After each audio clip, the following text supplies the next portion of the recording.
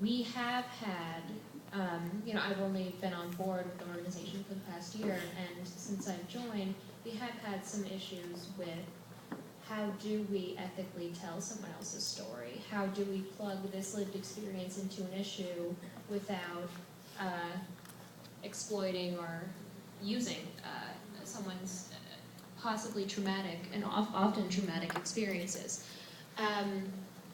We have come up with a system where we have the full consent of whoever's story we're telling, and we offer stipends. We bring them to public forums, to readings, to events, to get them on board with the issue. It's sometimes difficult to find the you know, the women that are possibly coming out of jail, going through reentry, that will get involved. But once we're working with them, it has been an issue that I've definitely been focusing on, and actually wanted to come here to work through, about how to properly and ethically tell someone's story. But so far, with the full consent of whoever this hypothetical person is, it's been working so far. Other thoughts on that? Thank you.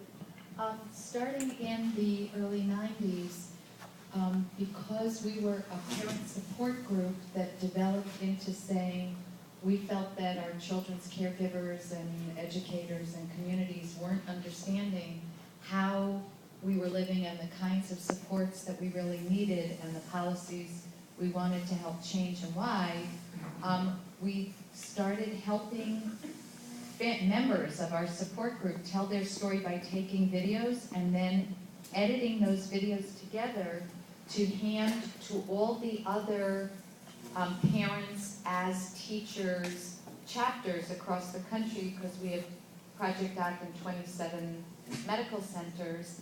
And by parents seeing how other parents talk, how there isn't one right way or one right language to use or a professionalized way of talking, but that you're actually teaching more by just being yourself, starting with those really grainy, ugly videos was so liberating, because instead of saying, this is how you do it, people were just watching how you do it.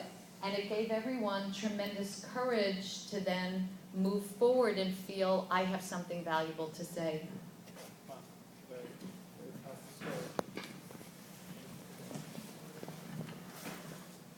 Hi, you wanted to know what some of the methods that we're using now to communicate the story?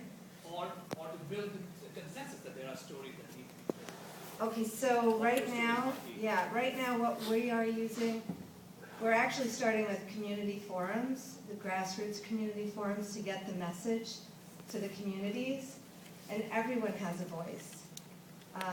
Then we are bringing it to Facebook, because it's a wonderful tool to use for the community, and anyone, even outside of our community, can sign into the Facebook to get information about the program and about what's going on in Long Beach.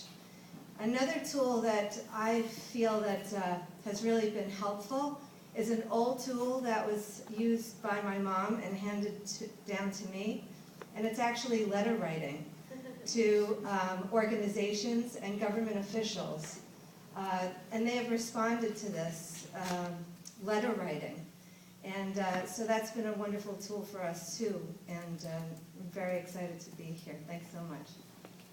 So we're seeing two audiences being targeted, the internal and the external. I think that's going to be an ongoing thing throughout the day. And we have a lot of experience. We're going to try to work the room, but so that's going to be a consistent pattern. Hi. So something we've become known for, and I guess it's kind of started from the streets, from where our founder, Serge Arrieta, founded Strong, is we've been, I guess, giving people that are living the issue, that are living violence or have experienced violence, or the impact of those factors that lead to violence, you know, whether it be poverty or living in a high crime area. So we've been empowering them by filming them, allowing them, giving them spaces to speak to public officials and in panels across the country, community forums, just allowing them to share their story. And I think we've done that really well. We do community forums monthly, and we do events all the time where we allow parents and kids and providers to speak and share their experiences. But I think what we're moving towards now is allowing, instead of us being the ones that are providing the space for them to share the story, empowering the people affected by the issues of violence to kind of design and create their own story the way it needs to be told. And I think that's one of the reasons why I'm here. An example of this is we just kind of started this pilot project where we're taking girls, that are high-risk girls, and we are mentoring them and allowing them to create their own public awareness project of an issue that is close to their heart. And one of the girls, she was in an ankle bracelet, and she and another girl created this script of a video where one friend gets another friend to make a very bad choice in their life, but then they model the appropriate behavior. And this is coming from a girl that's always engaged in the negative behaviors, but she chose to portray herself in the film, in the little film that they made with the little camcorder on Windows Media, a movie maker, as someone that can teach others how to make the right choices. So I think that's what we're moving towards. I don't know if that makes sense or.